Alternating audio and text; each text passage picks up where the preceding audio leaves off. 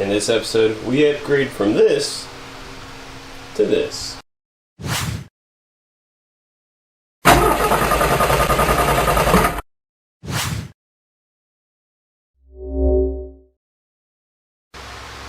Welcome to the channel. I'm Grant Tommy. This is Straight Six Fan, your home for offbeat hot rodding.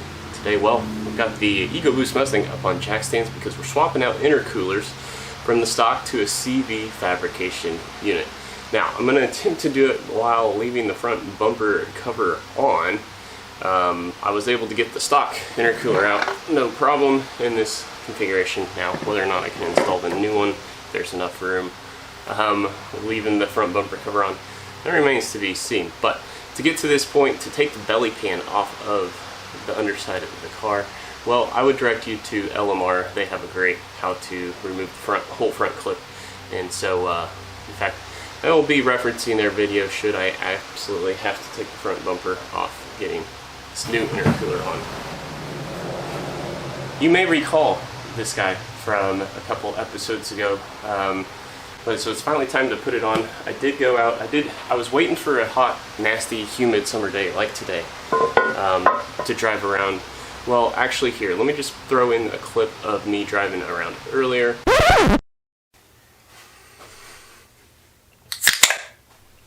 Well, this is supposed to be the part of the episode where I had this brilliant idea and was going to show you the before and after of the air intake temps with the stock intercooler and then with the upgraded intercooler.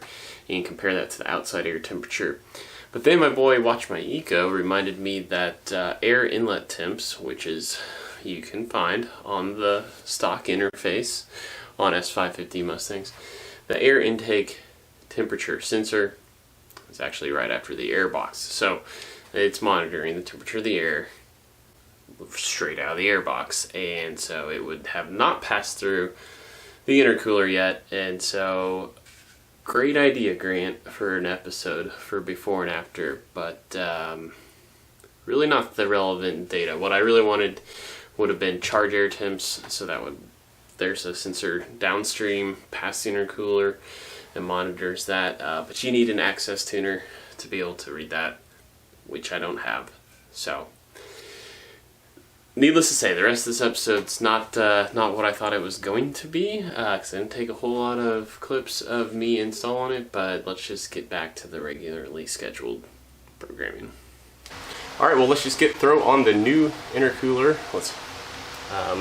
I'm missing install instructions, and there's a little bit different bracketry that I have to put on. Luckily, there's only 2 mounting points, so I think I can figure it out. But get it back on, and then let's go do some after tests and see how much we've dropped the air inlet temperature. Well, as you can see, the stock intercooler compared to the new CV Fabrication one, well, the new one's about twice as deep. But before we go throwing this guy on, first things first, we gotta get, I believe it's a map sensor here. So we gotta pull this off the stock one and locate it on over there. So we will do that first, and then we will go about figuring out what exactly the bracketry needs to be from one side to the other.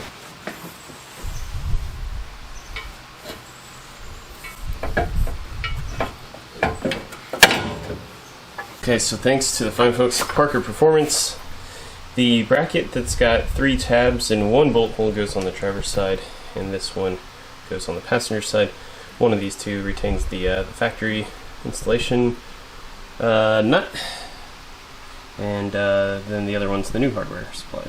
Anyway, get that on. I'll show you guys a close-up later. Okay, all bundled up now, ready to go take it on the test drive. Gotta wash up first so I don't get the wife's car super messy, but hopefully the outside air temp is close to the same. It did take me about 4 hours to get this done, and the biggest hang-up was actually just charge pipes, because the necks of the new intercooler are in a little different position than the stocker, and like on the passenger side it was a little long, so I had to pull that one off, cut it, put it back on, and just really tight tolerances. But otherwise it's back together, so let's give it a shot. Outside air temp in the worst of the worst here in Kansas. So, you know, when we get into, say, early fall, when outside air temps is like 82, I bet you this is going to be less than that. So humidity is really high today, but EcoBoost is definitely happy. Just drop down yeah, this will be good. And it's time now. I need to just take this car to the track and see what the quarter-mile time it'll do. So, hey, well, that's what a stock replacement. So that's what a stock fit up inner. So that's what a stock. So that's what a stock fit intercooler upgrade will do for you.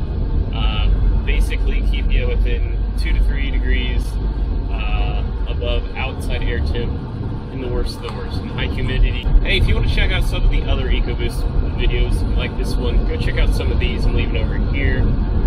Like, comment, share, subscribe. Don't care which one you do, but hey, I want to close by saying this to all my 6 fans out there. Thanks for watching.